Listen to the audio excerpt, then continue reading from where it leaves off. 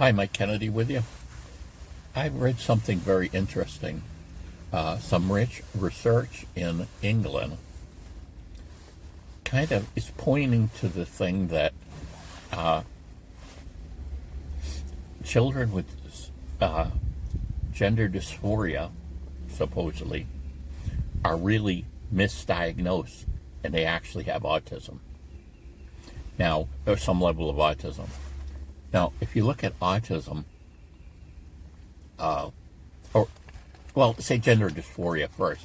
It's like someone's uncomfortable being in their body, and they think, in the case of gender dysphoria, that they should be the opposite sex. Well, people with autism can be very uncomfortable in their bodies, and it doesn't have to have this a sexual component, but you figure some autistic people are really have a problem with certain textures and feelings. There might be a shirt that they can't wear, or something else. The texture just, is so disturbing to them. Can be the same way with certain sounds and different things. So you can see how someone who's autistic and is basically uncomfortable in so many ways with the stimuli that their body receives, that they could be, misdiagnosed as having gender dysphoria, which is this idea of not being comfortable in your body and somehow having a desire to switch to the opposite sex. So I just thought it was interesting because, of course, England's gone through something different than we have, as far as, the U.S. is still like, rah, rah, get all the surgeries done on those children, give them puberty blockers, surgically abuse them, maim them for life. And we're not doing the due diligence of actually really looking at this issue. I read that 2 out of 3 children outgrow gender dysphoria in 5 years. So if we're cutting up children, 3 children, 2 of those children are going to really regret it later on. And this is exactly what's happened in England. They have a national health plan of sorts, right? Well, they currently have 1,000 lawsuits against them because people who were transitioned were as children are now adults and realizing that it was really, really the wrong thing to do to them. Again, you can imagine if you have these feelings that you should be this opposite sex. You go through some irreversible process to change over, and then all of a sudden, as you get older and whatever, those feelings disappear, and suddenly you're attracted to the opposite sex again. So you're a guy that's been switched to a woman, and now you have a desire to have relationships with a woman and maybe raise a family. Well, that's not going to happen because of the surgery that's been done.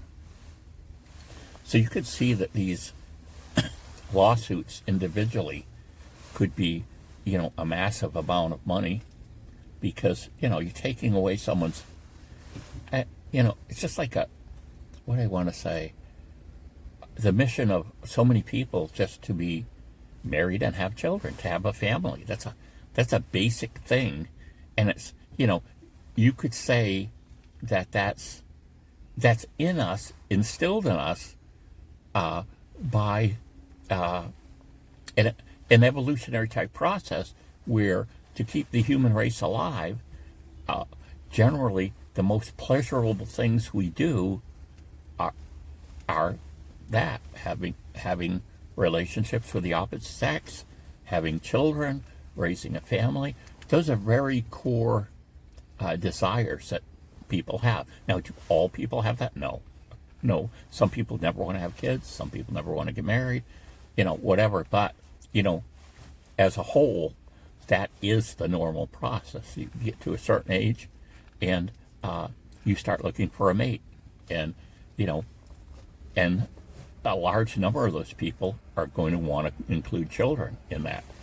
And it used to be actually a large component of why people got divorced at one time was because one wanted children and the other one didn't, and it wasn't really discussed that well before.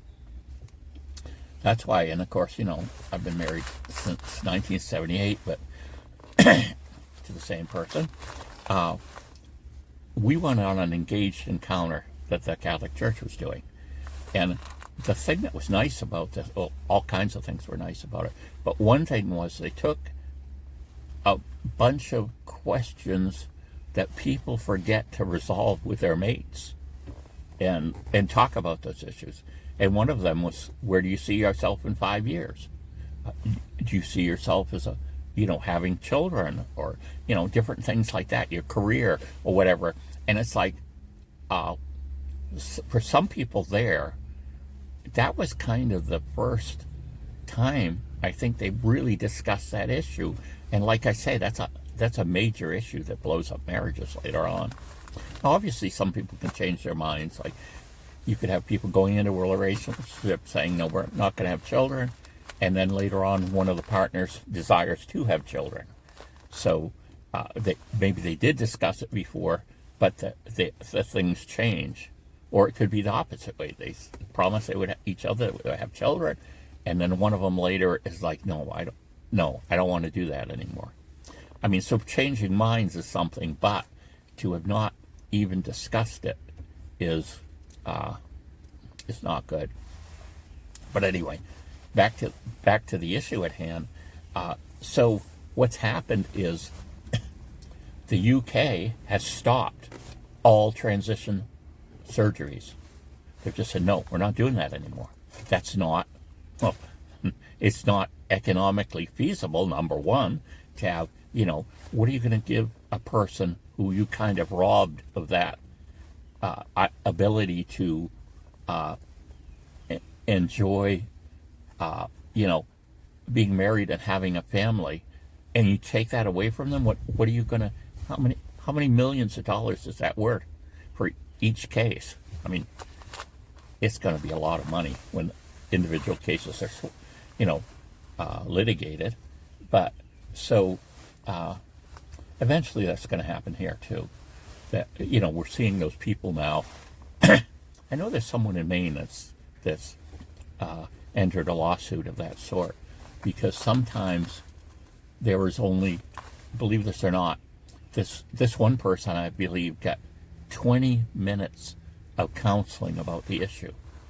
And it's like, wait a second, you're talking to a kid and you're only spending 20 minutes to decide if making irreversible changes to their body is correct? That's going to come back to bite you, and it is. So, I mean, there will be a time in the U.S. when the U.S. says, no, we're not doing that surgery anymore until you're an adult and you can sign off on it yourself. But I thought it was very interesting, this idea that, all of a sudden we have all these gender dysphoria cases, and could they really be, some of these people really be autism? And what they saw was, and I'm going to exaggerate these numbers to give, so it's easier to see. But say you have 100 people, and you look at these 100 people, and 6 of them have autism. Now, you get people, you find people with gender dysphoria, and you diagnose them, and you find out that 36 of them, or 6 times, that's what the study claimed, 6 times the number, you have 36 people with autism. And so the one part of the article was talking about how difficult it is to diagnose this when gender dysphoria when they're also autistic. Well, I think it's the opposite way true too. It's very hard to diagnose people with autism to understand whether they have gender dysphoria or not. And this huge discrepancy, 6 times the amount of autistic people in the group, like gender dysphoria, I think does point to the idea that some of these cases may have been misdiagnosed. And the whole idea of diagnosing people with certain labels, that can be tricky. And it might really take a long time to do it. It isn't something you find out in a 20-minute conversation with someone. Even if you're, a therapist, you would have to, go deeper, and you'd have to determine for sure that someone with autism, do they really have gender dysphoria, or is it just what the diagnosis is showing? They're basically uncomfortable in their own body with everything, not just with this idea of gender. So anyway, that's interesting. A little bit of news on that, and I thought it was very, very interesting. Bye.